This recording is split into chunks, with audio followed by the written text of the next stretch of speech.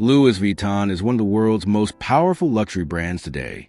But behind the name is an unbelievable story of struggle, innovation, wars, scandals, and one of the biggest corporate takeovers in history. This is the real journey of Louis Vuitton. From a homeless boy in France to a global luxury empire worth over $120 billion. Louis Vuitton was born on August 4th, 1821, in a small, poor village. His father was a farmer, and his mother made hats to survive. After his mother died, Louis was mistreated by his stepmother and eventually ran away at the age of 13. With no money or resources, he walked nearly 300 miles to Paris. The journey took 2 years. He worked small jobs for food, slept in forests, and often stayed hungry. When Louis reached Paris in 1837, his only goal was to find food and work.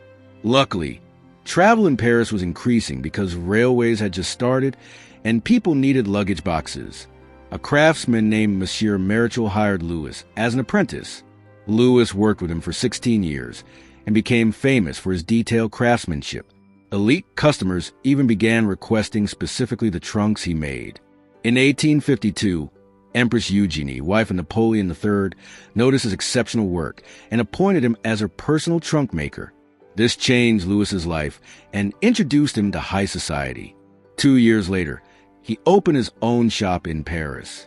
However, relying on suppliers' lower quality, so Louis moved to a new location where he personally supervised every trunk again.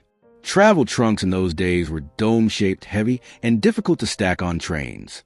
Louis saw a problem and solved it. He introduced the world's first flat-top rectangular trunk, made with lightweight Triton canvas. It was durable, stylish, and easy to stack. It became a huge hit among wealthy travelers and completely changed the luggage industry. Louis also began offering customized trunks with special compartments, making them not just bags, but personalized travel systems for the rich. By 1867, Louis Vuitton won awards and global attention. After the Suez Canal opened, international travelers discovered LV trunks. Indian kings and Egyptian royalty ordered dozens of custom LV trunks. LV became a symbol of status globally. But in 1870, the Franco-Prussian War destroyed his workshop and inventory. After the war, Louis rebuilt from scratch and bought a shop in a prime Paris location, an opportunity created by falling real estate prices. Louis's son George joined the business and expanded it internationally. He opened the first LV store outside France in London in 1885. Counterfeit products became a problem. So George invented the tumbler lock, a security system so strong that he publicly challenged escape artist Harry Houdini to open it. He refused. This made LV famous for safety and authenticity. In 1896, George introduced the LV monogram canvas, flowers, patterns, and the initials L and V. Inspired by Japanese motifs, it was designed to stop counterfeiting and create instant brand recognition. Every LV bag remained handmade, making copies extremely difficult. Louis Vuitton passed away in 1892, but his legacy continued under George. During World War II, LV collaborated with France's Nazi-controlled puppet government. Many French companies protested the Nazis, but LV stayed open.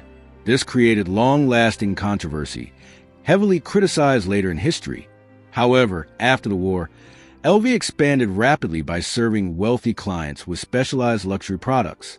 In 1970, Louis's grandson died, and the family struggled to manage the business.